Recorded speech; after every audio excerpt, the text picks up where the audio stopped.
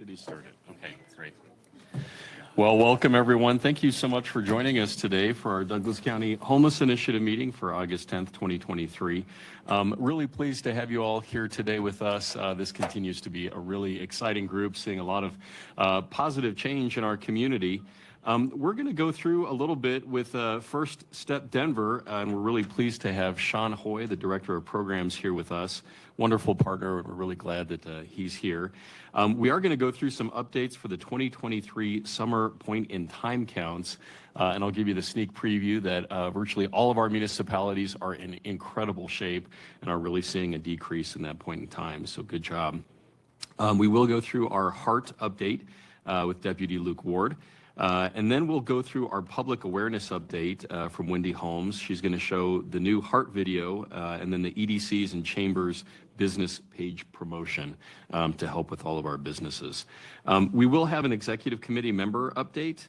And then we'll do a little bit of new business, and that is more of an opportunity for our committee members to come up with any ideas or concepts, share with us report outs and things that you'd like to see the Homeless Initiative move forward on. We will have some public comment and then wrap it up. But with that, I will turn it over to Jen. Thank you. Good morning, everyone. So we will kick off today with Sean Hoy, the Director of Programs for Step Denver. Welcome, Sean. We are very excited to hear about your program. So take it away. All right. And we will advance the slides. Just let us know when you're ready. There we go. All right. Hi, everyone. My name is Sean Hoy. I am the Director of Programs of STEP Denver. I am also the Chair of the Colorado Peer and Family Specialist Committee. That is the certification board of peer certification here in the state of Colorado. I am somebody that's in long-term recovery. I was a Douglas County resident for a majority of my life, going to Ponderosa High School, where I found my addiction really took hold of me. I barely graduated because of my addiction, going from a straight A student down to 2.8 GPA average.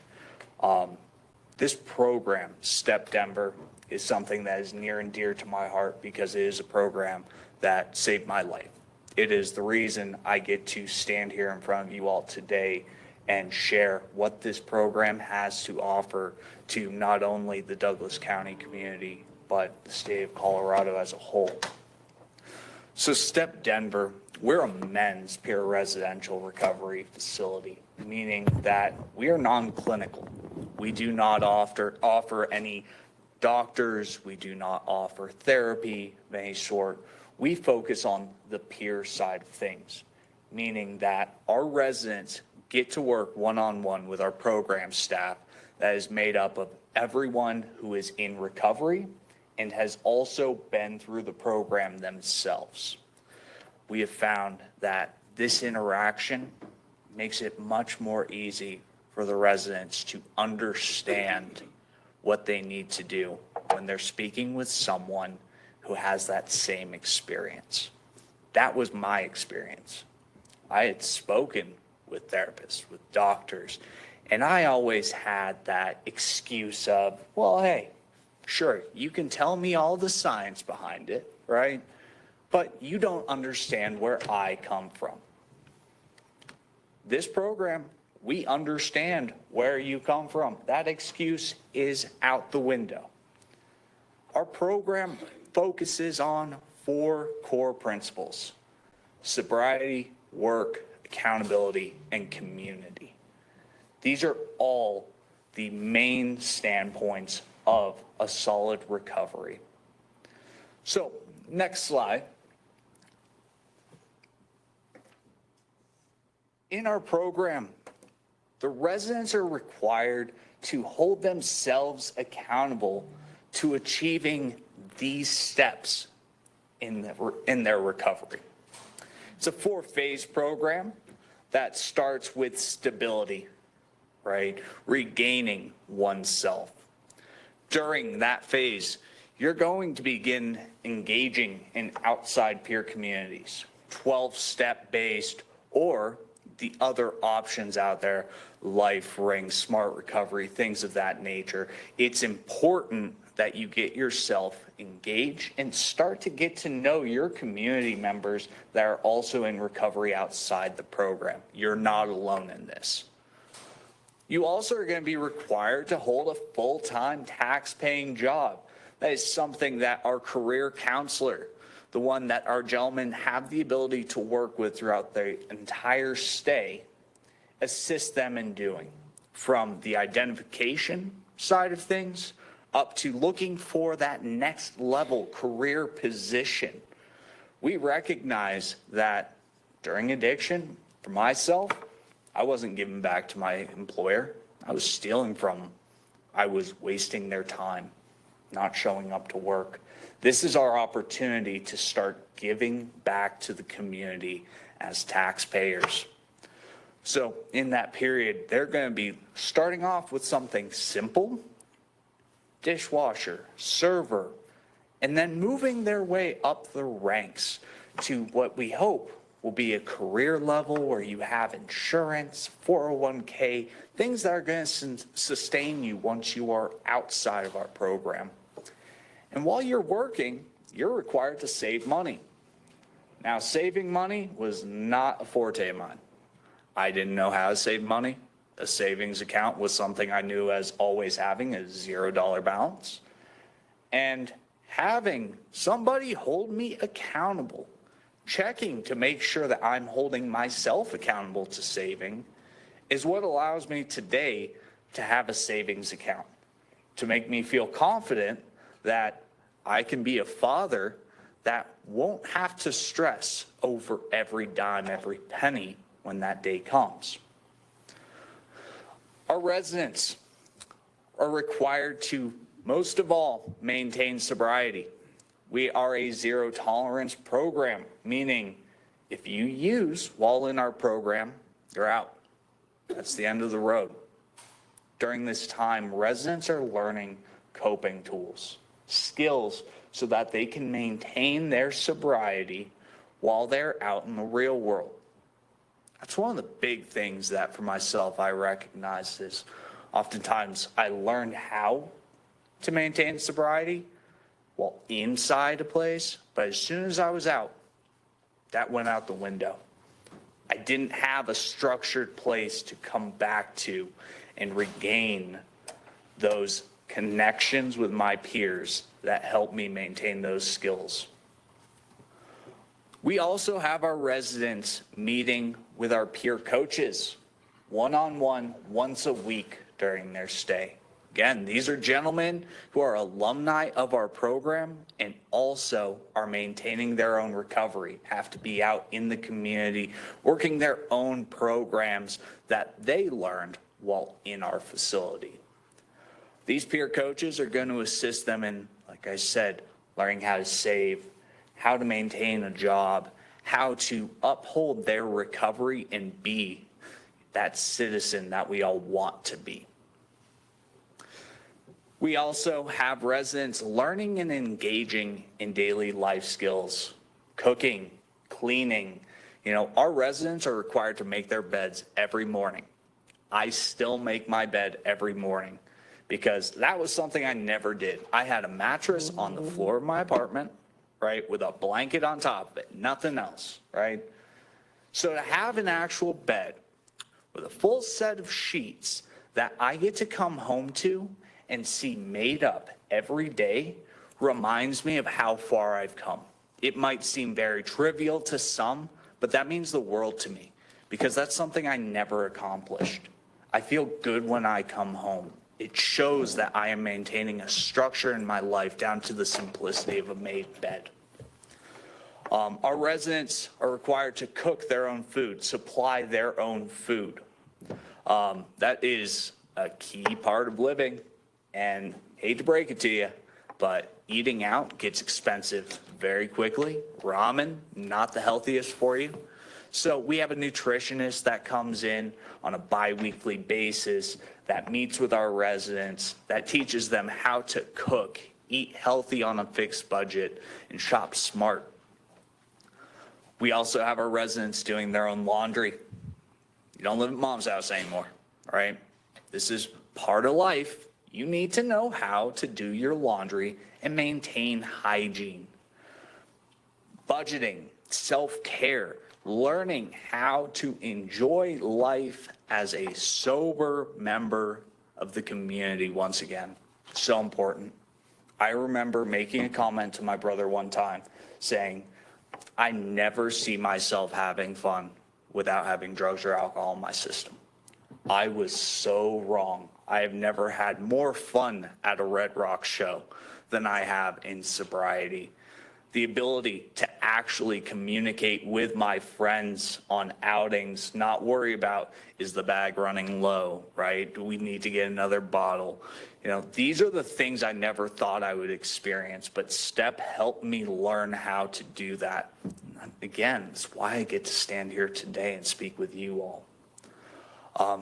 Go on ahead and we'll go to the next slide here.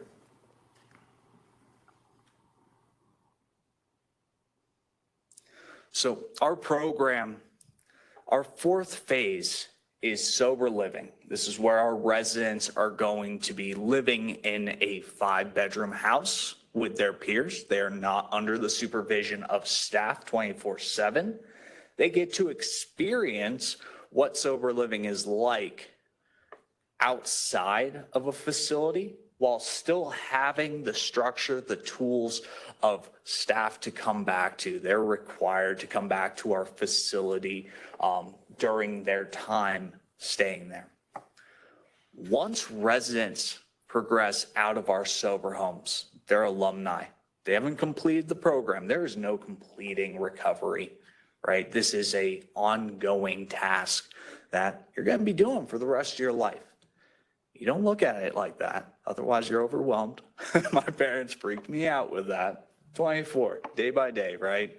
But we are there during that time outside of our program to make sure that things are going well. We do follow-ups with our residents up to a year after their leave of our program, checking in.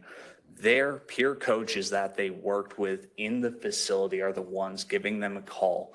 That built relationship already, getting that call, it means the world. You're not just left high and dry. Thanks for coming to the program. Good luck, right? We're here to help. We have the connections because we have such an amazing community here in Colorado to provide resources to these gentlemen if they are finding themselves struggling. I said we're not a clinical facility. That doesn't mean we don't believe in clinicians. We all play our roles. We all need to recognize our own lanes.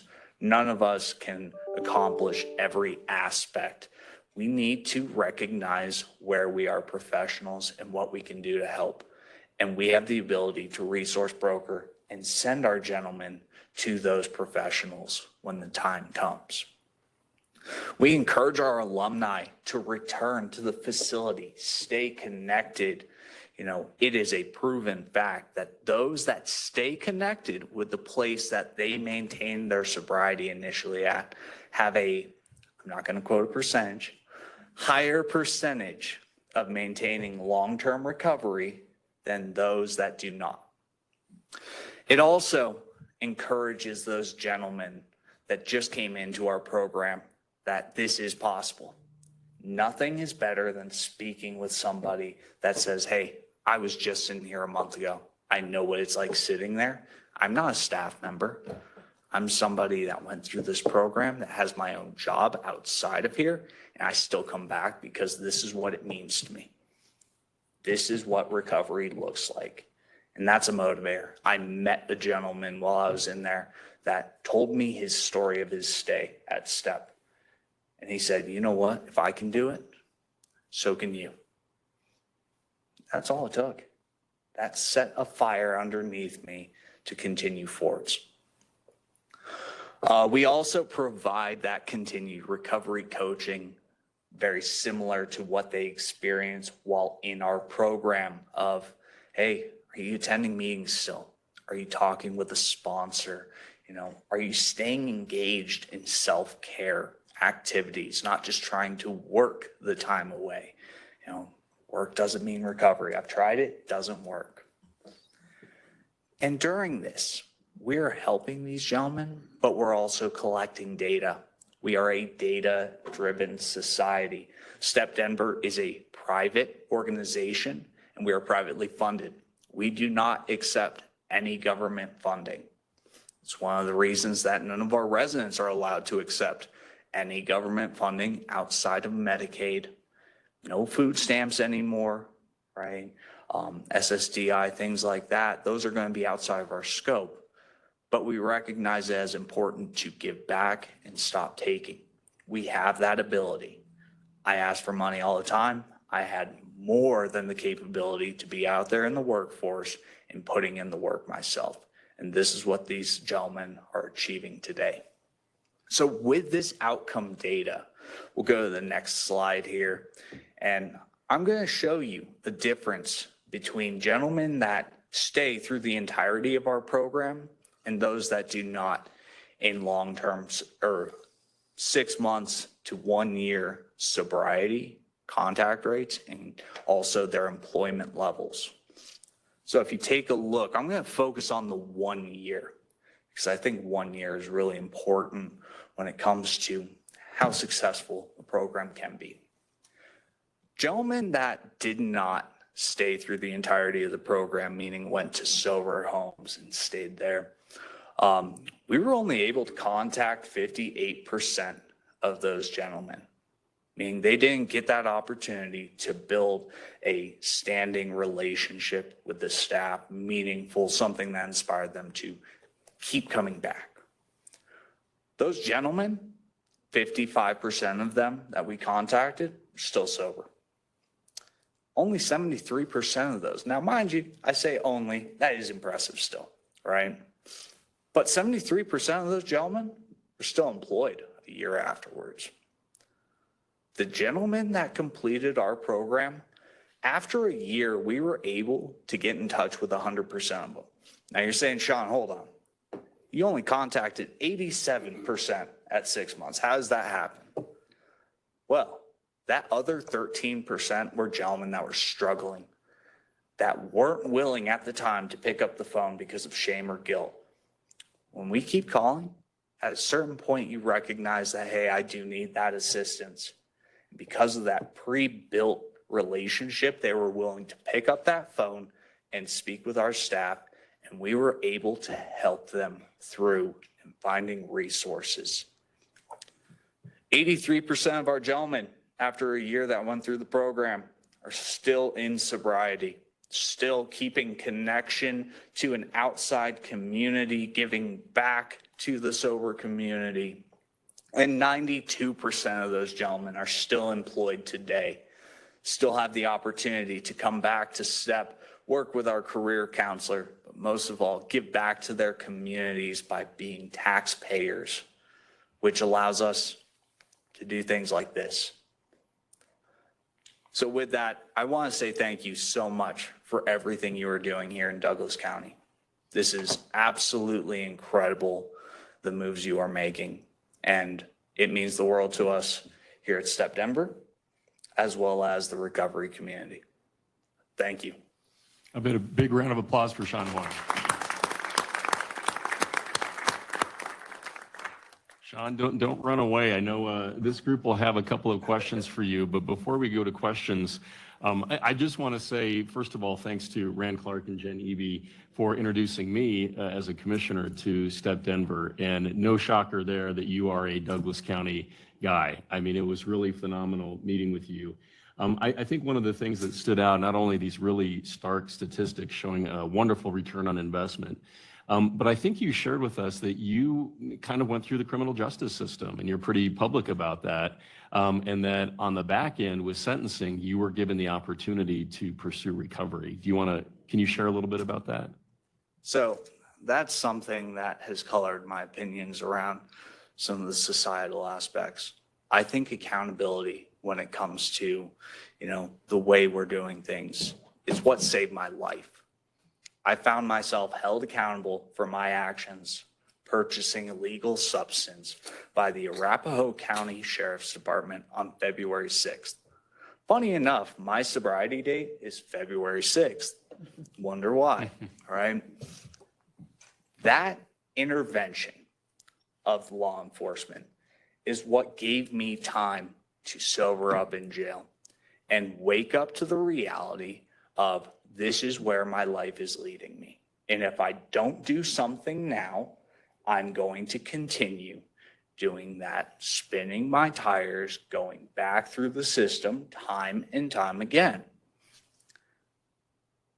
I actually made the choice to seek out sobriety before I had the judge telling me, hey, here's your choices. That was my family that gave me that choice. I remember getting home. Every door in the house had been switched over to locked handles. Everyone except my room. That hurt. There was zero trust. And I understood, hey, I wouldn't trust me either. If I had someone in my life acting that fashion, I wouldn't trust me either. And they said, you either seek out recovery or you go do your thing. Don't talk to us again. That was a wake-up call as well. So I was facing not only legal, but family. And I will tell you, law enforcement, you all are doing your job in seeking to protect this community. And I understand. I was upset. I was frustrated. It took me a long time to realize you all are the reason, again, I get to be here. The reason I get to have my family in my life. You know, without that intervention, I would have kept going because there's no consequence. You know, life has its consequences. And if you're not willing to recognize that, well, then you're going to have a rough time. You're going to continue spinning your wheels. You need to be accountable. And that's what I was provided the opportunity to do, was be accountable for myself through being held accountable. So yeah, law enforcement, truly, you all are the ones that woke me up. Can't thank you enough. Wouldn't have said that 5 years ago, 7 years ago, but really, law enforcement, y'all are doing something incredible out there. Well, thank you, Sean. And that's a story that we don't hear often enough, is the incredible transformative work that law enforcement has in our community, especially around sobriety. And we know that this is a complex issue, but mental health issues and sobriety are a big, big component of it. Let me open it up to our committee here to see if there's any questions. Commissioner Thomas. Thank you, Sean. Congratulations on your hard work. Peter Boyles has done a great job telling the story of Bob Cote and the success of STEP Denver. So thank you for being here. My question for you is, you said you were a straight A student here at Ponderosa High School and you barely graduated. So what got you on the path of your addiction, if you're willing to share that with us? So I began experimenting with alcohol, of course, back in middle school, all right? Friends, beers, you know. I then moved into marijuana, playing around with that, which then led to me being on the bus and someone offering me a little pill called Adderall. Now, I was very invested in my schoolwork. I wanted to be that straight A student, and I found a shortcut from Adderall that I didn't have to study for a week. I could do it all the night before, no sleep, get right to it. I could crush out a 2-week project in a night, and I felt over the moon about it. I was like, where has this been all my life? And guess what? It became my life. I could not convince myself that I could function without it. I felt that my grades, right, my social life was all due to my Adderall use. And senior year of high school is when it came crumbling down. I got to a point where I was intaking 300 milligrams of Adderall a day, to where I had gone weeks on end without sleep, no eating, paranoia, not going to class.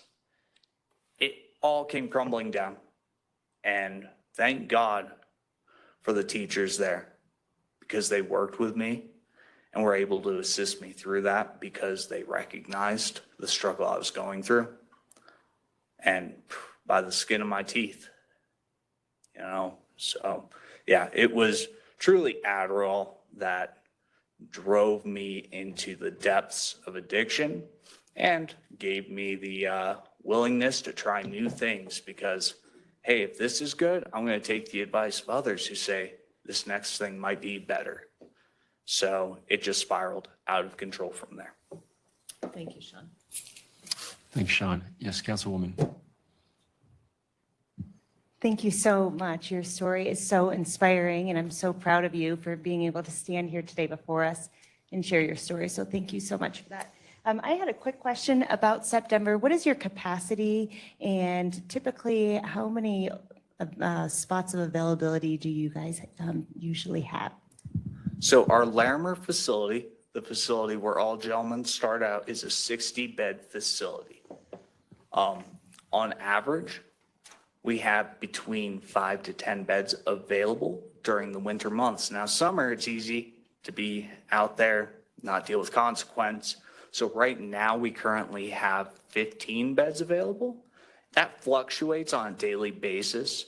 We are a same-day admission program. So if someone has that willingness that day and they call us and we have a bed available, if they meet criteria, you're getting in that day. So it fluctuates, but we have space. It's a great question. And I know that Step Denver has already been a great partner to Douglas County, and we really appreciate that. Additional questions? Yeah, Mike. Great job. Thanks for sharing just your heart too in this. And but quick question: are you guys looking to expand to other areas, or are you focused on and just staying in that Larimer area? That's a great question. We're actually looking at moving into Colorado Springs, opening a facility down in Colorado Springs. We're in the works of looking for a location right now. Thank you. Other questions? Jen?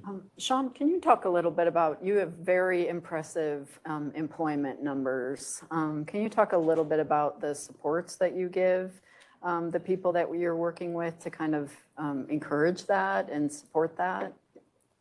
So our career counselor, Mark, is incredible at what he does. Our gentlemen in their first 5 days spend time, half of the day, with him, learning the skills to communicate backgrounds, to communicate where they're at currently, to where they feel confident to approach these things. Because our freckled backgrounds, right, are oftentimes something that will hold us back. I don't think I can get a job with this background. That's not the case. You absolutely can. You just need to look at the right places. And Mark teaches these gentlemen where to look. With that initial confidence, it just starts rolling. And they feel more confident to look for that next level job.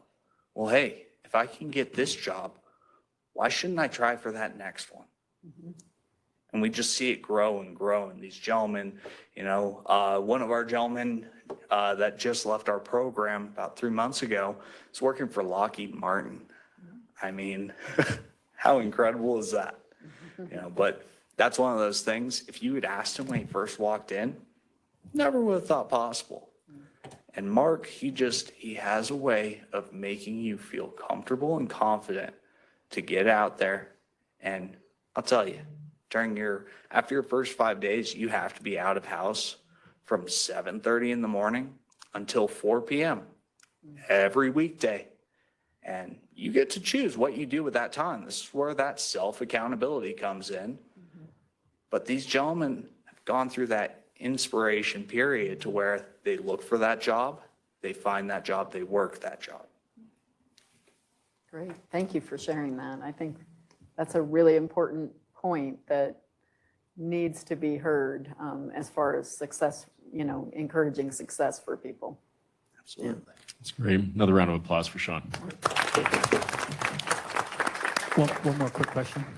Oh, one more question. Yeah, for just Mike? one more quick question. Sorry, didn't mean to keep going here, but on the funding side, just from a sustainability standpoint, I'm just curious. do those that are staying there, do they fund into this program as they're working, or are there other sources of of funding that comes in? Is it donors, or how is this sustainable?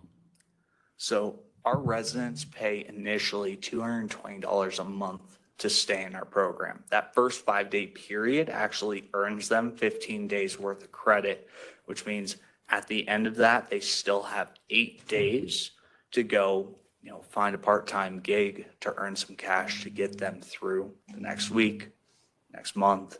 But also, once they find a full-time job, we work with these gentlemen because we understand no employer is just going to pay you right there on the spot because you're in a program, right? We work with those gentlemen, and it is a self-paid program. We do not accept Medicaid, anything of that nature. These gentlemen can come in with no money in their pockets and have a place to rebuild their lives, as long as they have that willingness to do so. Well, we clearly do not want to let you go and want to keep having a conversation. And I want to open it up to the rest of the group. Anybody else have any questions for Sean? Okay, Sean, thank you again. We really appreciate Thank you all very much. And now that we've all settled in a little bit, I always forget, I know everybody here and appreciate you all as friends and colleagues, but you all may not know each other. Maybe we can just go around and give brief introductions, starting at the end here. Yeah, so they can hear it online. Make sure it works. Deputy Matthew Hall with the Douglas County Sheriff's Office. I'm new to the HEART team, so I look forward to working with everybody here. Welcome. And Deputy Luke Ward with the Sheriff's Office, assigned to the HEART team. Rand Clark, Department of Community Development. Kirk Wilson, Lone Tree PD. Marissa Harmon, Lone Tree City Council. Jim Charampis, Chief of Police, Parker. Jeff Garcia, County Attorney. Laura Thomas, County Commissioner. Mike Belhamus, The Rock. Good morning, Aaron White, Manor Resource Center. Jason Gray, Town of Castle Rock Mayor. Dan McKelkey, Department of Human Services. Abe Layden, Commissioner.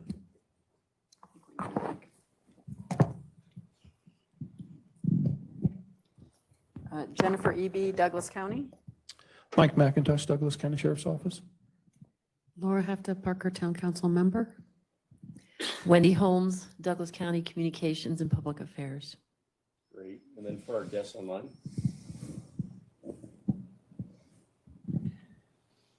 Executive Director of the Douglas County Community Foundation. Barbara Drake, Deputy County Manager, Douglas County. Jamie Wright, Edwards, Senior Assistant County Attorney. And thank you. And I think I heard Jamie Rife. Hi, Jamie. Yeah. Hi. Executive Director of MDHI. Thank you. Welcome. Anybody else online? Chief Duffy, Douglas County Sheriff's Office. Hey, Kevin. Anybody else? Okay. Well, thank you all for joining us. And I know we're really pleased and honored when our municipalities join us, and we really have some phenomenal representatives. That's a nice segue into our next item, which is our updates from Rand and Jen on our 2023 point in time counts. And I know that some of our municipal representatives would like to speak directly to some of those great numbers. So I'll turn it over to Rand and Jen. Thank you, everybody. Good morning. I want to start briefly with just a recap of the winter 2023 point in time. In February, we released some preliminary data, and just recently, I think it was 3 weeks ago now, MDHI released the final data for 2023 January, the winter point in time count. So this is the numbers that go to HUD and our official. Really want to express thanks to Dr. Rife, who is joining us virtually, and her team and staff that help us collect these numbers and do a lot of work to make these all official. It's a lot to count all of these surveys across the metro area. But Luke, if you can go to the next slide. The total number of individuals on January 30th, 2023 that were experiencing homelessness in Douglas County officially is 72. And so that is our official number. You'll see that 40 of them were unsheltered, 32 of them were sheltered. So for those that are sheltered, that typically means in Douglas County, one of a couple different scenarios. They are in a hotel paid for by a nonprofit entity, someone not other than themselves, somebody who's living in one of our handful of transitional housing units that we work with Douglas County Cares to help. MANA is here as well to help residents through a case management program, but those are time limited. And then also those that would be staying in domestic violence through the crisis center. And so those are the sheltered numbers. You see the 40 unsheltered would be people that we collect surveys on, or in this year, there were also included surveys that we consider refusals, where somebody decides not to talk to us, but we were able to engage with them and see that they were unsheltered, or somebody that we know, we saw the vehicle, we know traditionally that they are unsheltered, they weren't in the vehicle when we did the survey, and we would count that. And so one brief point of comparison, Luke, if you'll bring up that next slide, comparing 22 to 23 in our winter numbers. You'll see a slight modification from what was originally reported. There was a change in methodology at MDHI. Again, appreciate Jamie and her staff for helping us kind of be able to compare apples to apples. So when we look in changes from year over year, you'll see we made some adjustments to 2022 to account for that methodology change. And so you'll see that in particular, our unsheltered count in 22 using the same methodology as 23 would have been 62 when we reduced that to 40. Then you'll see a slight uptick in our sheltered. That was primarily due to one of our transitional housing units was empty when we did our survey in 2022, and we had a family that was staying in there in 2023. We were changing over those numbers. So that again is the winter numbers. Unfortunately, with the winter numbers, I am unable to break those down by jurisdiction. We'll talk a little bit about jurisdiction numbers in the summer, but because ultimately we submit surveys along with others across the metro area, we don't have a really detailed level of information once we submit those surveys, and they're all vetted to understand what things look like at the winter level by jurisdiction. But that's one of the reasons why we're able to do the summer count. And so, Luke, if you'll look at our summer number, please. On July 24th, we counted a total of 93 individuals experiencing homelessness in Douglas County. 54 of them were unsheltered, 39 were sheltered. A big thanks to the Heart team, our partners in law enforcement across the community, Castle Rock Police, Lone Tree Police, Parker Police, who helped us conduct this count. Really appreciate everybody's time and effort in pulling this off a few weeks ago. And Luke, if you'll go to the next slide, we're going to look at some breakdowns a little bit by jurisdiction of what we saw. And so these is by jurisdiction, the number of folks who were sheltered. And so again, this would be people that are in those transitional units, in those hotels, or in domestic violence. And so you'll see them broken down. One note as it relates to unincorporated Douglas County, we did separate Highlands Ranch out. So when you see unincorporated, that's kind of everything but Highlands Ranch. And so we chose to take that number and separate it out. And so those unincorporated, that'd be places like Meridian Village, out in Roxborough Park area. We did look down in the south of town and other unincorporated areas, but that would be the unincorporated number, and you'll see the Highlands Ranch number as well. The top number is 2022, that sort of darker gold yellow, and the lighter gold yellow is summer of 23. We did see an uptick in sheltered a little bit, but again, we saw a few more folks in domestic violence. We had some larger families in our transitional housing units.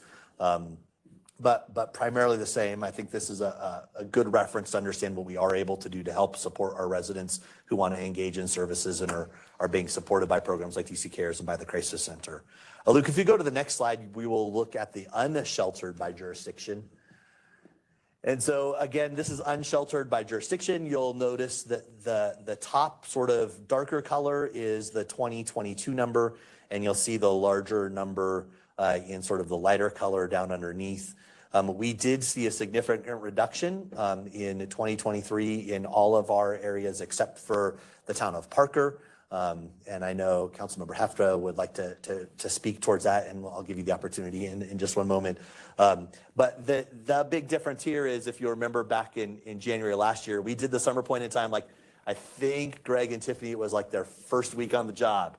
We did the summer point in time, and they really started making an impact following this count. And so that reduction that we see especially in the Lone Tree Highlands Ranch, Castle Rock area is attributed to the efforts of what the heart is doing. And so I will take a break there. I do have 2 more slides just to show some bigger numbers, but I think now would be an excellent time to take the opportunity for Councilmember Hefta to share, but she will need a mic pass down. And before we jump to that, I know we have Dr. Reif on the call. Going back to our January point in time, I know the statistic is that we are only one of 2 counties in the entire area that have seen an overall reduction in homelessness, even though the methodology for counting them changed. And it sounds like the methodology associated with that was the observed homeless. So, Dr. Reif, I didn't realize we were going to change the methodology. I don't know if you want to speak to that briefly. We're pleased to still be down, but I know that was a bit of a surprise to us. Yeah, great question. So one of the things we've been doing over the last about year and a half is working with a national consulting firm called Applied Survey Research, and really looking at the methodology of other large metro regions and trying to work more towards what is the most comprehensive, accurate count we can get. And one of the things they noted for us is that traditionally we have, if someone refuses the survey, we just haven't counted them. And in looking at our refusals over the last few years, what we see is that's a pretty significant number. So based on Applied Survey Research, so ASR, their guidance, as well as guidance from HUD, and ASR is the company that does a lot of the like HUD TA, technical assistance for the point in time, we did go ahead and make this shift. And that's, again, just to try to get the most accurate count, which I am glad to see that you kind of did apples to apples, and I think that's really helpful. So you can still see the 2022 and the 2023 numbers. And I think it's also really helpful to have the summer count as well, because as you all probably know, we are required to do the point in time the last 10 days of January, which I think leads to us understanding homelessness in winter really well, but not so much in other times of the year. So it's good to see this data, and I appreciate Douglas County taking the initiative to do this.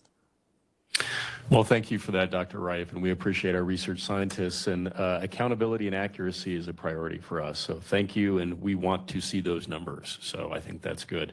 Moving to the jurisdictional update for the summer, I mean, if looking at this, I mean, my goodness, Castle Rock is down 50%, Highlands Ranch is down over 50%, Lone Tree is down about 50%. And I know we have some information around Parker. It seems like a bit of a stark graphic, but Councilwoman Hefta, did you want to speak to that a bit? Commissioner Layden, could you please pass the Yes. microphone down? Thank you. Sorry, there you go. Again, as you mentioned, Rand, the methodology for counting these individuals has changed, correct? The methodology from the winter of 2022 to the winter of 2023 changed. And so we followed that same new methodology for 2023. If we look at 2022 numbers, we did incorporate the new methodology. So those 28 are primarily folks that we did survey. Out of those 28, I believe 24 of them we talked to one-on-one, and that is not a change in methodology. That is something we've done every year. Right. So with that, since the methodology has changed, what we found in Parker is that these individuals are living in their car in some of our parking lots. And in Parker, we're taking proactive measures to assist these folks that find themselves unhoused in their car. They're not necessarily living under bridges. They are unhoused in their vehicle. And in one case, we had someone living in a beautiful Mercedes, in a huge Mercedes vehicle in their car. So in our town, our Parker Police Department, in partnership with the Douglas County Heart Team, and of course our own Parker Task Force and Secor Cares, are working to find these folks services for their livelihood because they're living in their car. We haven't found that they've been committing any crimes in the community. They are just unsheltered in their car. And so the Parker Police have contacted these folks, and they know their individual stories. They are stories of hardship, loss, sometimes tragedy and hope. And many times these individuals are moving through Parker. They're not necessarily staying in Parker, they're moving through Parker. And so the many community partnerships in Parker, Douglas County, and the Veterans Affairs have proven to be effective in helping these unhoused people. So Parker will continue to be very proactive in helping these folks with our Parker Police Department in a very positive community for all people. If our Chief Serapis has anything to add on that, I would hand the microphone to him.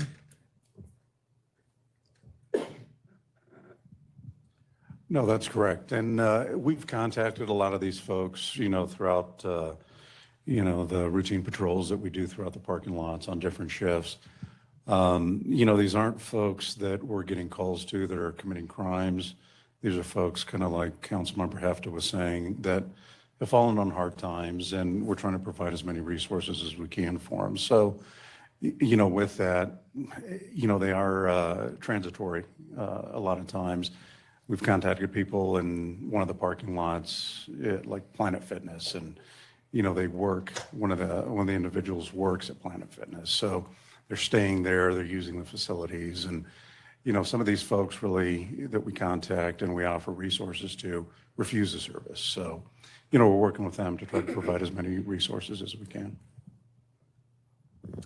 Yeah, so that's really helpful, and I think that's a reminder that our municipal partners are doing everything they can to get as close to functional zero as possible throughout Douglas County, and I think we're seeing that in all of our municipalities. And thank you to Chief Serapis and Councilwoman Hefta. I know we've had conversations with you and Mayor Jeff Toborg, and there's a real commitment to continue to participate on this homeless initiative, so thank you for that.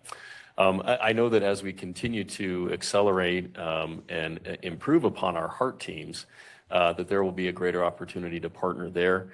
We know a lot of businesses have adopted signage. I know we have a signage update, but we might be close to 61? 66. 66 throughout the entire county. So certainly more signage, and folks can just print those signs out. It's on our website. Businesses can print out a PDF. I know we have even the mall putting them up in kiosks. So really a direction and wayfinding to resources if people need those, and also a direction toward our community foundation where people that want to give can give directly to an entity that'll provide those resources immediately out. So just getting back to this, it sounds like in Parker, this is primarily, so how many of those individuals are just in vehicles, and where are they at? Yeah, so actually every year for the last, since I've done this, we during the point in time, both in winter and in summer, we go to some of the larger parking lots up and down Parker Road. And so this year we did see an increase in the number of vehicles that were parked in those parking lots overnight. And so with great thanks to Chief Serapis, worked with his department along with our HEART early one morning, went out and talked to over 20 individuals that were living in their cars and heard same stories. Someone who works at Planet Fitness, a veteran who recently separated from his partner of 7 years. They have 2 kids together, worked at the Home Depot in Parker, and his options were didn't have enough money to pay for 2 houses. So sleep in my car, try and see my kids and keep my job, or move to Arizona and move back in with my mom and dad. And so we heard lots of those stories. And so really appreciative of, again, Lone Tree Police. Some of their staff is here today, and we're trying to strengthen the partnership with the HEART to try and get out there and work with them. But yes, many of them, of those 28, the vast majority of them, I don't have the exact number in front of me, but I believe it's in the low 20s, 23, 24 of them were living in the cars that we surveyed in one of those parking lots out in Parker. And so again, quite a few of them were in their vehicles and were willing to talk with us in the morning. So 23 out of the 28 are yeah, it's in that kind of 23, 24, right around their number. I don't know the exact number of cars off the top of my head, but that's what my recollection is, the vast majority of that 28. So if it were only 5 in Parker, we're talking 23 that are in vehicles. I think it's important to note that, it's not a crime to be unhoused, but it is a crime to commit a crime. We're glad that Parker PD is on top of that. And of course, for those that are experiencing a hardship, we want to lead with compassion and ensure we're providing services. So the locations where people are spending the night, It sounds like Planet Fitness. So we have traditionally looked at 3 parking lots, the Walmart parking lot, the Planet Fitness Hobby Lobby, that shopping center, and then out in front of the Murdochs. Those are the 3 that we have traditionally gone and surveyed during the course of our point in time efforts over the last few years. Yeah. Well, and I think as compassionate as we want to be, we also want to be respectful of our business community. And we know that there's a deleterious effect on businesses when, it does become overrun and becomes a bit of a homeless encampment or a homeless sheltering facility. So again, for our businesses that are interested in not having that there, whether it's Murdoch's, Walmart, Planet Fitness, or others, they can sign a trespass letter and ensure that our HEART team and others are engaging directly with those and just getting them to services, getting them where they need to go. So anything else? I know we have, do we have somebody from the business community here? I see Becky Nelson. Hi, Becky Nelson. How are you? Anything on trespass letters or anything from the business community? Okay.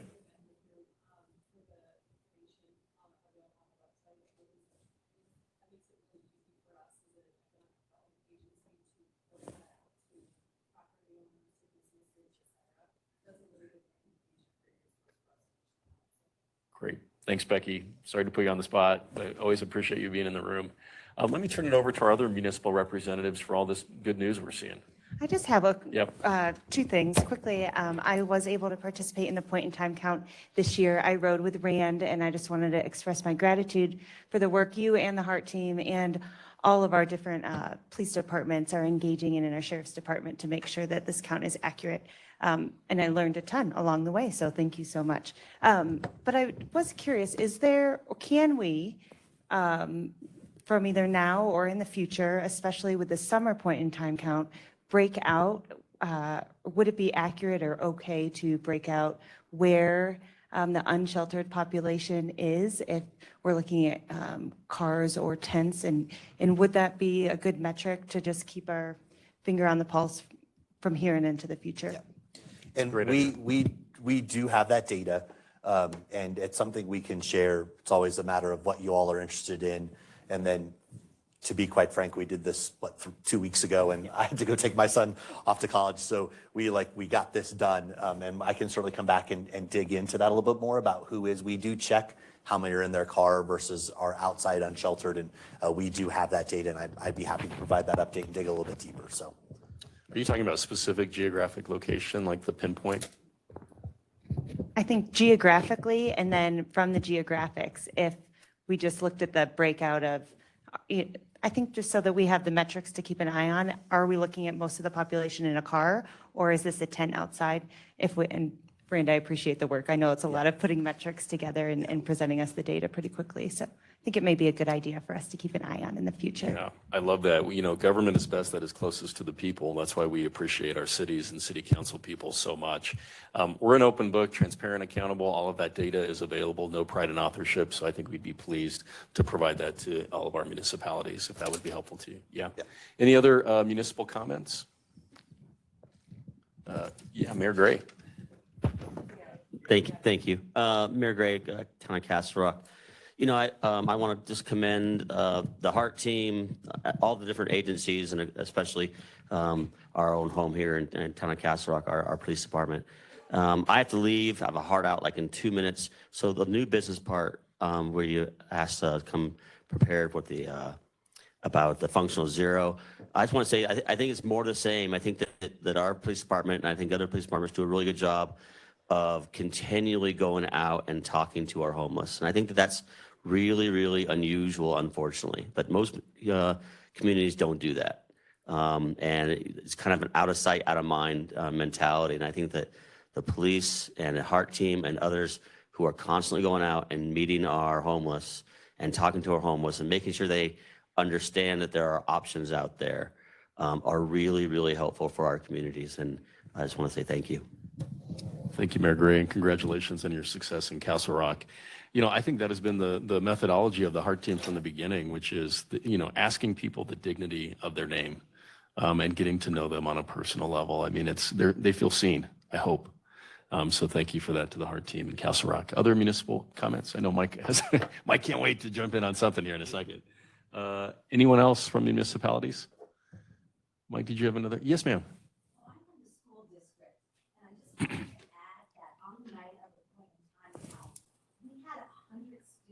Not included because they were either camping outside of Douglas County or had family down in Monument. Many families staying up in Aurora and Denver at shelters. Families pay for their own hotels, but at a great sacrifice to their sustenance in life. So those numbers aren't included because they didn't meet the criteria, but we do have a very big problem of families here experiencing homelessness. Some were included who are literally sleeping in their cars in our county, but I just wanted to highlight that some of our most vulnerable residents. That's really important. Thank you for that. Anyone else on this? Mike Bohemus, did you have a comment? Quick question. Thanks, Commissioner. And thank you, Mayor Gray, for joining us. I just wanted to get a little clarification on the sheltered versus unsheltered. So what is the definition of sheltered? I know it would include hotels, but what are there other things? Are we counting those that we put in shelters in other areas outside the county, or what is that? So let me be really clear. So when we talk about a point in time number, we're talking about those who are sheltered who spend the night in Douglas County. So that would not include people who, as we were mentioned, might be Douglas County School District kids, but sleeping outside the county. Those are those that are spending the night in our county.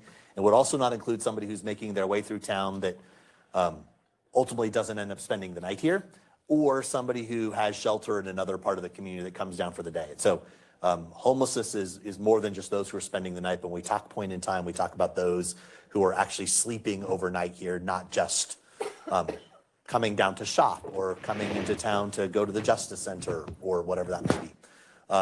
So when we talk about sheltered, again, we're talking specifically in Douglas County, the things that would reach the level of being counted would be somebody who is staying in a hotel paid for by a nonprofit entity. So not by their mom and dad, not out of their own pocket, but by a nonprofit entity.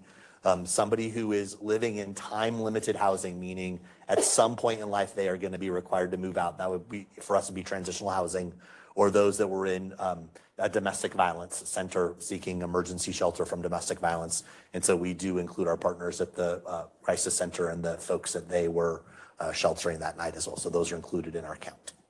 So those are the only three scenarios that we have in Douglas County, since we don't have a more traditional emergency shelter. Great. Anything else on this? Okay, we're going to transition to the amazing Deputy Luke Ward with a heart update. Deputy? Good morning. Again, Deputy Luke Ward with the Sheriff's Office, assigned to the Heart team. And I am starting with some information, some data that normally would be presented by our lead navigator, but she is out this week. So anyway, for July of this year, we received 100 referrals to the Heart team, and 71 of those were from law enforcement. So that would include 9 from Castle Rock, 54 from Douglas County, 7 from Lone Tree, and 1 from Parker. In addition, there were a couple from community partners, 14 from citizens calling us directly, and then 13 using the public referral system. So all that information goes straight to us. Based on the referrals that we received, 46 individuals were contacted by Heart. 10 were information only, for example, unoccupied encampment, for example. 29 we were unable to locate or unable to contact for some reason. And 12 refused follow-up when we did contact, because obviously people are not always referring for themselves, they're referring someone else, so sometimes we do get those refusals.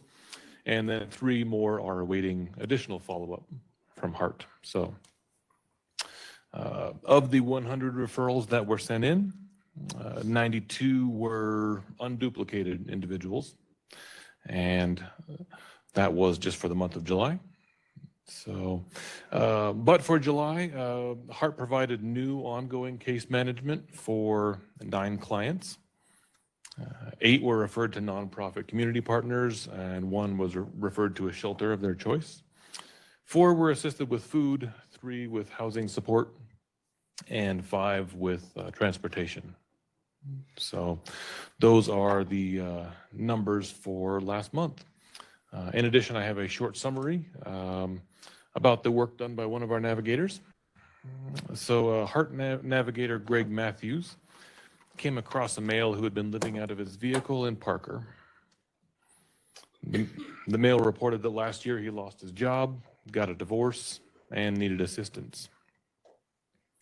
Greg referred the man to mental health counseling, workforce development, food bank resources, and faith-based partners. And in July, the man was approved for an apartment. One of our local faith-based organizations was able to help him secure an apartment and paid the first month of rent for him. Greg continues to work with the man to ensure he remains self-sustainable in his new chapter. So this is just a real short summary showing that Navigator Matthews does great work, and I believe he's in the back of the room. So back there.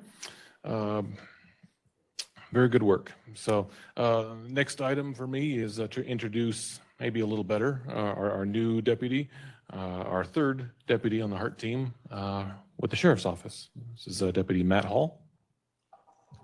So I stated my name before, just kind of a little bit of background for me. The reason why I applied for the Heart position is, so I won't give you my whole life story, but my father, for a short period of time in his life, went down the path of criminality, drug addiction, and everything else like that, fell into homelessness, and it was the interaction of the justice system, so getting incarcerated, also going down the path of sobriety through that, and then seeking counseling and everything afterwards that helped him kind of get back on his feet, but he was still unhoused.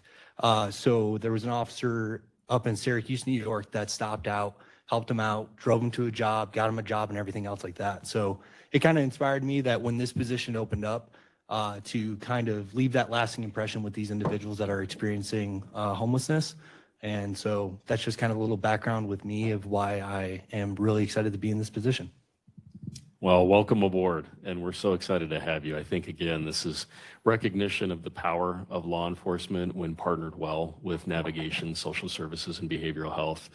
I know, I mean, the Heart team is doing such incredible work, and when I talk to my elected colleagues at Metro Area County Commissioners and other folks that are engaged in this issue, we often hear that there is co-response in some of these other areas, but co-response is not just people in behavioral health and social services going out. You really need to have if you're doing true co-response, it is with a member of law enforcement, primarily because that's safer for the person in social services. It's really dangerous for that individual to be going out and engaging alone. But again, I think the incredible compassion and commitment to public safety and serving those in our community is well represented here by law enforcement. So we appreciate that true partnership, and we hope that that happens area-wide in Denver, that we have true co-response throughout our area. So thank you for that. Any questions for our Heart team? I have a little more information if you'd Please, like to. yeah, please. Like me to continue? Yeah, so from the Sheriff's Office side, I thought I'd present a little bit more just as a point of interest to the group to see if I can put a little more education out there. So I was going to present some information on some of the equipment and technology that we've been using. So you were talking about co-responders. So that means we have a deputy and a navigator in the car. And thanks to our third navigator here, with our third deputy, we now have 3 full teams of co-responders with the Sheriff's Office. So the work that we do is mostly documented through the computer-aided dispatch system, CAD we call it. And so that's how we document what the deputies do all day long. Although the navigators do take a lot of phone calls and other follow-up work on their own, that's not part of that. So what this does for us is that when we create a call, when we create a contact, when we go meet someone on the street, we have access to a lot of prior information. Whatever's available will just come up and help us ultimately with safety and knowledge in dealing with this person. So when we put in a location or a person's name, we're going to get call history related to that person or that place, case reports, field investigation notes, dispatcher notes, all those types of things to say, here's what happened last time. So in addition, we get DMV records when we look at people or license plates to say, here's our history with this particular person. And we get information on identification, driver's licenses, et cetera. So we also have access to a law enforcement database, which provides even more information in case we need it. And this is great because agencies nationwide will contribute to this database. And so we are able to see if this person has traveled the country, for example. So ultimately, this level of knowledge is meant to just keep our people safe and kind of inform us what we're dealing with. So that's on our side. In addition, the navigators have resources that are specific to them. They have access to a system called HMIS, which is the Homeless Management Information System, which is officially defined as a local information technology system used to collect client-level data and data on the provision of housing and services to homeless individuals and families and persons at risk of homelessness.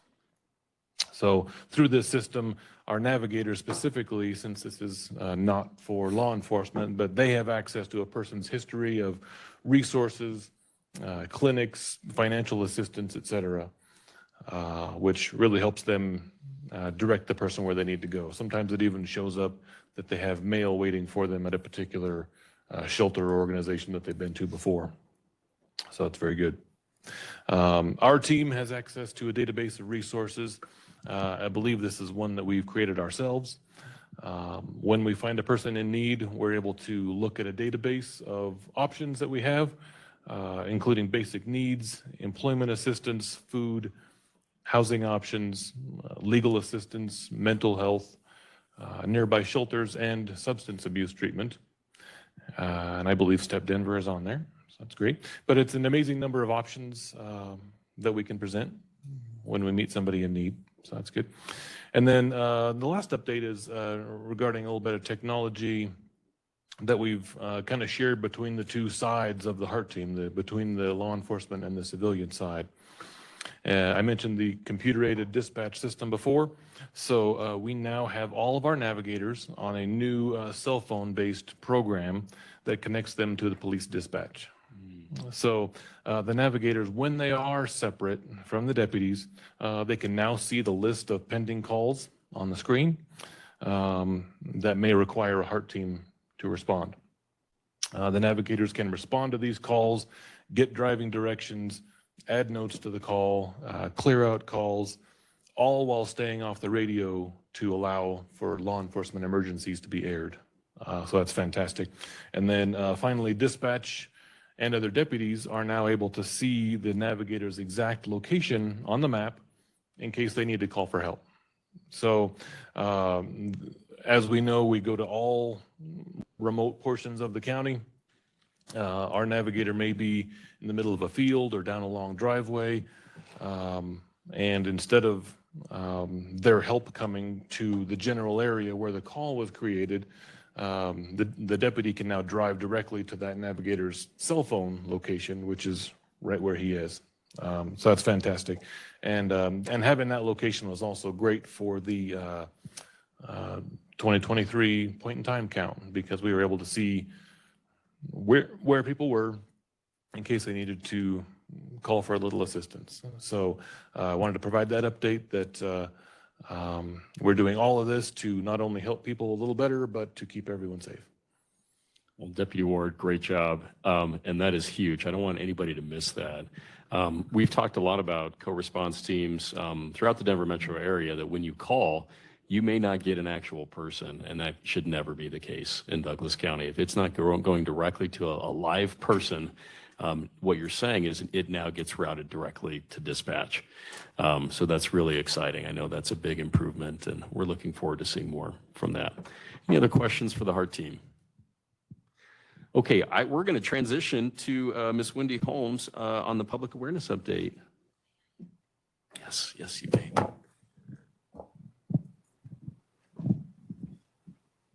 Thank you, Commissioner. Good morning, everyone. Wendy Holmes, Communications Director for Douglas County. I'm about to show you a video. How many times in the last year has someone said to you, "What is heart?" Who does that involve, and what do they do? And most importantly, why does it matter? And what is it resulting in? So the video that we're about to show you, with enormous gratitude to Greg and Luke and Tiffany for us tagging along, bothering them on their journey for several occasions. I want to show you this video, and as you watch it, think about how you would use this to answer that question. We'll be using it for everything from public outreach and communications to when Rand or Jennifer applies for a grant. Put that video in there. So with that said, can we just drop the light a little bit? And I think I'd like to show the video. Thank you. There's not a lot of homeless here, but there is homeless. That's it? Yeah. Right on. It is sad. Can we try to help you get to somewhere? Homelessness is a problem everywhere. It's a regional issue. I would say there are no easy answers. HEART stands for Homeless Engagement Assistance and Resource Team. We proactively go out into the community and try to find those who are experiencing homelessness and navigate them to the appropriate resources. The navigator has the ability to contact the individual, let them know what services are available, but we also have the deputy sheriff there for safety. Our homeless initiative is operating under the 4 C's, leading with compassion, but code enforcement, community services, and communications. Understanding that these are real people in real situations is very important. There is a group in the community that cares about them, cares about their well-being. Oh, so sweet. Thank you so much. Yeah, for sure. We have food and water with us. That helps for a day or two. All right. I used to live in a house. We find individuals who have severe mental health challenges. I asked her, she said she didn't know where she was from. What else can we help you with, though? They don't know how to navigate the system. They're not in the right headspace. We may have to connect them with mental health services or with drug rehab programs. We can do just about anything. We could get them shelter, we can get them jobs, we can get them treatment if they want the treatment. Today is Thursday at 8:47 a.m. Where are we now? We are at an RTD bus station. Most people are interested in some kind of assistance. Also waiting for a doctor's appointment because I take chemotherapy drugs. So. Their mission is to go out and identify and contact any homeless individuals within Douglas County to connect them with services. I've known him for a while, for 2 or 3 months now. We want these folks to talk to us so we can help connect them with services. We've got to open up that dialogue. We've got to open up that rapport so that they know that law enforcement and the HEART team is not the enemy. We're here to help. And once we're able to gain their trust and it shows that we're just trying to help, that's when they start kind of working with us. We are looking for an individual who is newly unhoused, who is needing assistance. You lost your job recently, is that right? I haven't lost it, but I haven't been able to make it there. Hey Mark, it's Greg with the HEART team. I'm trying to give him viable options to get him off his feet so he doesn't become homeless. It's been 3 weeks of this for me that I've been fighting. I would say I think we are making a big change. And then these gentlemen come and they give a little bit more hope that there's light at the end of the tunnel.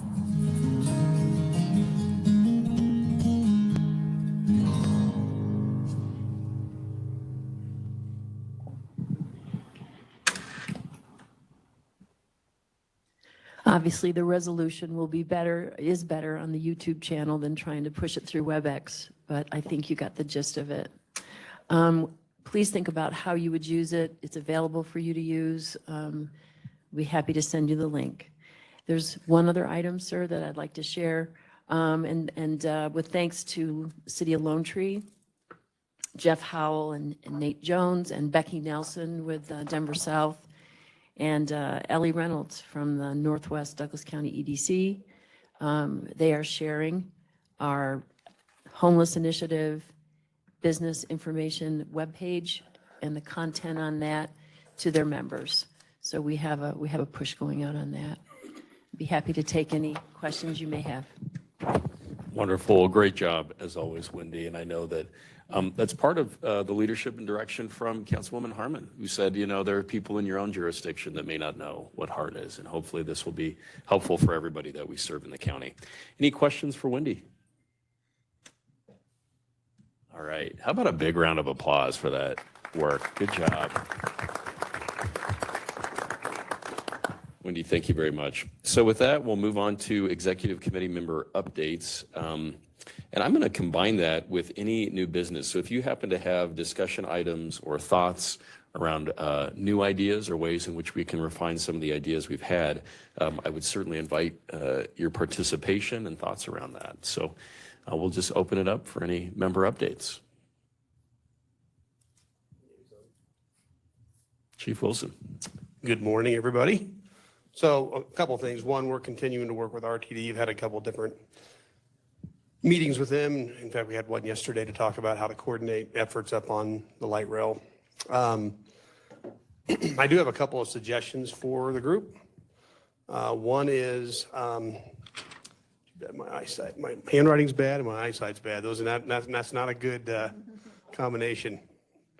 So one of the things that came up in the meeting with RTD was trying to form, and I talked to Sheriff Weekly about this yesterday, was trying to form a task force concept. I don't think it'd be a true task force because we don't have the people to do that. But not just in Douglas County where we're already working on the platform, but to try to form a partnership with Arapahoe County, Greenwood Village, Littleton, who have the light rail stops as they start to come into Douglas County and come up with a concerted effort to enforce the law, enforce fares, because we can't just do it in Douglas County. We really need partnerships throughout. So more to come on that, but I think it's one of the things we should probably try to support as far as engaging other jurisdictions, particularly around RTD. RTD does not have the resources at this point to have a presence up on the rail 24/7. They're focused more on the Denver hub area. So that's one thought. Other thought I have is I've been to Step Denver and met with the director down there, and we took our community partnership group with me. Very impressive. But the one thing that occurs to me when I listen to people in recovery is they have a very no-nonsense, direct way that they believe we should be handling this in our society. And it is oftentimes contrary to what maybe our politicians at the state think we should be doing. But in addition to that, I see a barrier that our officers have, especially with the folks that are resistant to services. And I think we should partner with folks like Sean. I don't want to put him on the spot here, but what a great person we could have if he was a liaison or a advisor to this group, to the HEART team, could help us provide training to our officers, because it is difficult to talk to someone that is transient, that has a severe addiction, that is resistant to resources, and to try to break through that and get them into resources. And I think it's a skill that not every officer has. They don't really know what to say. They don't have credibility probably with the person they're dealing with. So, Sean, I don't want to put you on the spot. Is he still here? But you're hired, Sean. You show up, we want to give you a job. But that'd be another suggestion. I think getting someone that's actually been through this situation can provide a lot of insight on how we should be going about trying to connect with them. I have a third. So I have a question. So with Douglas County School District, they have 100 individuals that they've identified that are experiencing homelessness or having some kind of crisis. How many of those 100 are connected with the HEART team? I'll pass that over to. Yeah, she's right behind you if you want to. We'll get you a mic.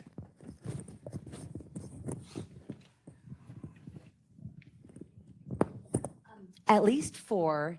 And I don't know if Will is here, but he has been instrumental in helping 2 of these families.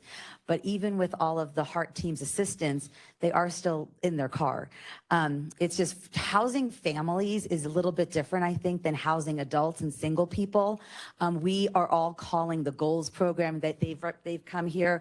We are calling Samaritan House. We are calling Family Tree. No one has beds. So even with all of the effort of the Heart Team, housing families is just very difficult. A different family also has pets. So that's a whole nother barrier to being able to enter a shelter program. And the Dumb Friends League here, they are wonderful. They'll foster our animals for us, but not every family is willing to do that. So the family piece is really, really tricky because these are long-term residents of Douglas County. Some of them is domestic violence. They are no longer allowed to go back to their homes. They're not safe. So they are unhoused. And the crisis center, amazing. They do great work, but your time runs out. And then where do you go? We have staff in Douglas County School District in these positions, which just breaks my heart. And no child should wake up from a car and be expected to go to school. Can you imagine? I personally cannot. So yes, we are working with the Heart Team, and they're awesome. They're giving food, they're giving resources, they're giving dignity, but the actual home is severely lacking in Douglas County for people to get into. All of the apartments run credit checks. A lot of our families have evictions. I would love to get, like, as far as ideas, more legal aid and support to help our families maybe get those evictions off their record or work up a payment plan so a poor credit score is not keeping you from an apartment.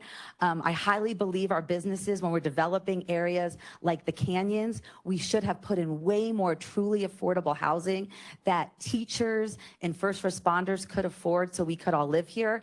The number of educators who are eligible for McKinney-Vento is very alarming. The amount of money we make here is really difficult for a lot of us to live here. And it's just a big, big issue.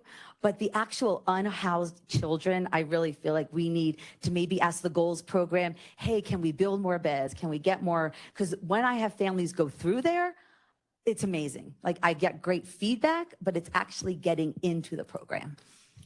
That is really, really helpful feedback, and thank you so much for sharing that. I know we have Aaron White here, who runs Mana Resources and certainly has been very involved with the Winter Shelter Network. And I know some of the reports we received was that there really weren't that many people applying to Winter Shelter Network. So maybe Aaron could provide some updates for us. Sure. Thank you, Commissioner. And thank you, Megan. I love your heart and advocacy for the kiddos that and the families that you work with. And Megan nailed the struggle that families in our community have without a good credit score.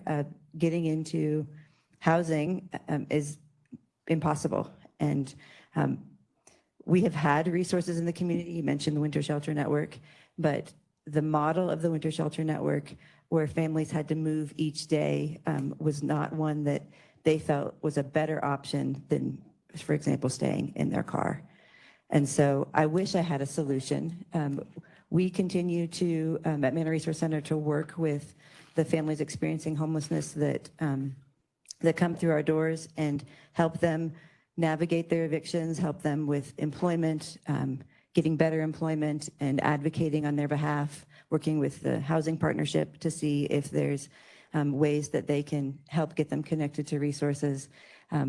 But it's a challenge, and I don't really have a great solution.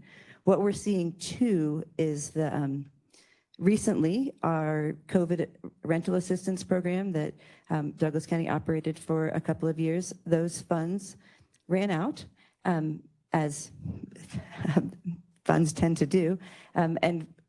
So we are starting to see families get eviction notices, and we actually have a family whose stuff is being moved out right now while we're in this meeting, and they have no place to go. And so for them, they had received assistance and they had done the things that they could, but the wage and other barriers that the family has just made it so that they couldn't maintain their housing. Money is not necessarily the the answer to that.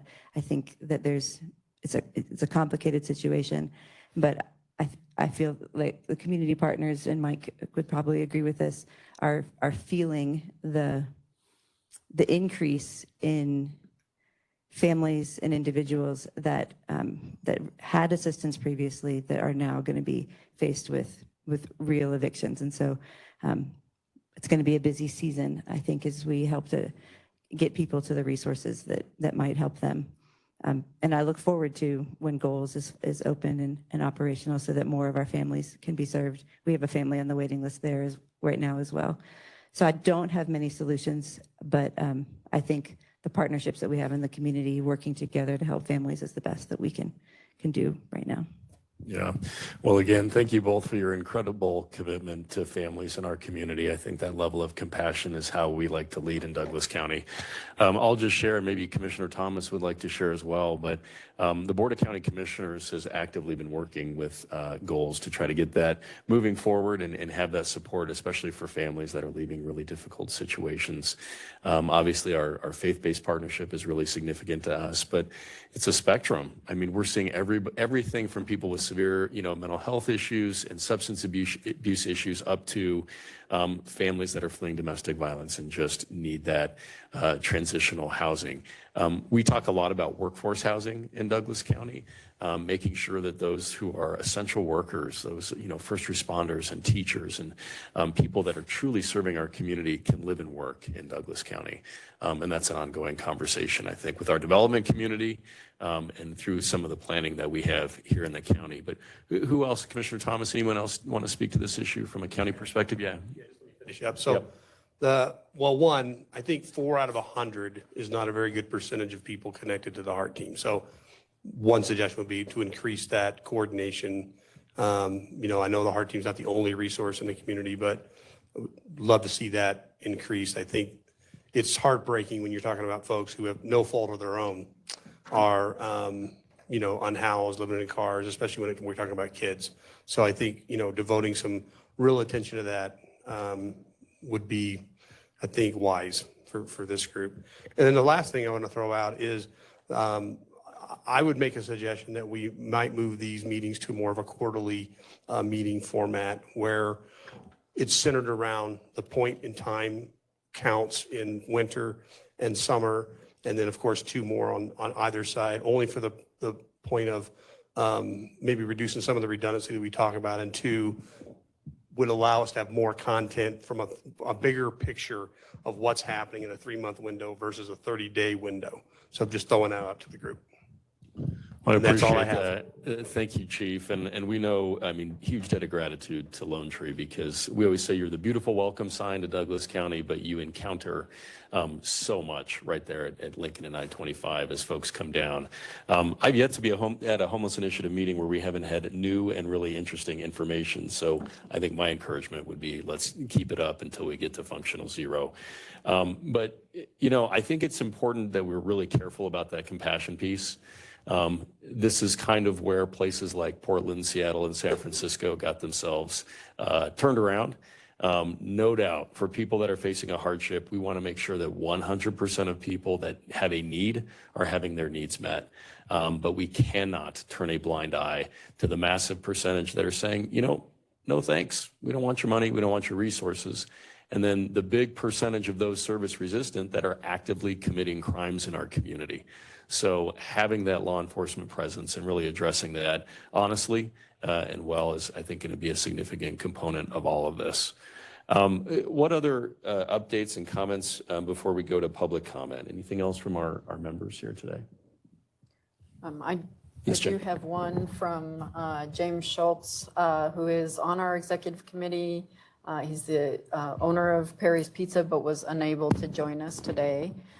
He did provide some comments that I wanted to share with the group, largely along the lines of continuing to communicate with the business community about their options related to trespass letters, He suggested even maybe having some sort of kind of put together PowerPoint to be able to share with property owners, because a lot of times it kind of boils down to the property owners where the businesses are located are the ones who need to do those trespass letters. So he shared that as a suggestion. Let's see, he also mentioned the importance of continuing to keep up on the metrics that we're, showing as far as what progress has been made, and to, continue working towards being able to, I guess, provide maybe more clarity on what those metrics are. I know Councilmember Harmon mentioned maybe we could get a little more into the specifics, and I would say that James would probably echo that, because that's what I'm seeing in his comments. So just wanted to share that. Certainly appreciated him reaching out and making sure that we had that information for this discussion. He also has, he's very complimentary of the work that law enforcement and the HEART team is doing in the committee, and wanted to pass that along as well. So Thank you, Jen. And then Dan McKelkey from our Director of Human Services. I just wanted to add, going to the comments about need, we thought we were going to see a reduction in people on food assistance and Medicaid as COVID wound down. We're actually not seeing that. We are actually seeing more people applying for governmental assistance than we've ever seen in our history. More applications for food assistance, Medicaid, and childcare than we were expecting. So I do think overall, I think Aaron's point is really good. As the COVID funds wind down and as the public emergency ends, we are having to evaluate everybody that went on to public assistance during those times, because you weren't allowed to come off during those times. So we're reevaluating everyone who's on it, but we are seeing more and more applications, and we serve obviously the entire county. We are co-located at the Parker Task Force. In this fall, we will have an office also in Highlands Ranch at the new senior center off of Broadway and Highlands Ranch Parkway. We'll have our first true EBT office. For those of you who are in the public assistance world, that's a big deal. You'll be able to go get your card, not in Castle Rock, where there is some public transportation. So we're looking very forward to serving more people in our community. Thank you, Dan. So with that, I know we have very limited time. I think Mike Wade did have his hand up. I don't want to miss Mike Wade, our director of our Douglas County Community Foundation. Mike? Thank you very much, Commissioner Layden. Can you guys hear me okay? Yeah. Okay, awesome. So just a quick update from DCCF, from Douglas County Community Foundation, specific to the Douglas Has Heart Fund. Wanted to give everybody a quick update to let you guys know that donations are still coming in to the website, which is fantastic. So anyone who goes to douglashasheart.org is presented with a page and a Donate Now button. The Douglas County Community Foundation does maintain that fund, and we do not charge a fee or anything to maintain that fund. And we provide those grants back to the nonprofit organizations that are providing those services here in Douglas County. We are about halfway through the quarter, and happy to say that we're about halfway through the next distribution amount coming in. So things are going well on our end, and we're excited to hopefully at the end of the quarter be able to make another distribution. Mike, thank you. That incredible partnership on the back end where folks can donate and see their money, 100% of it go right out into the community, is really significant to us. So thank you for that partnership. With that, I know we are limited on time, but I will ask if there's any public comment. If there's any public comment, you're welcome to come up to the podium. Just state your name. Yes, ma'am. Sure.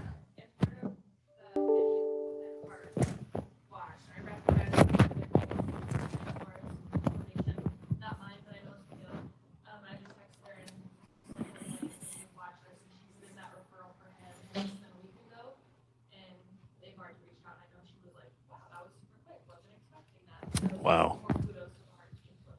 Well, and kudos to you. Thank you for your work with all of us. We appreciate that update. Thanks. Anybody else?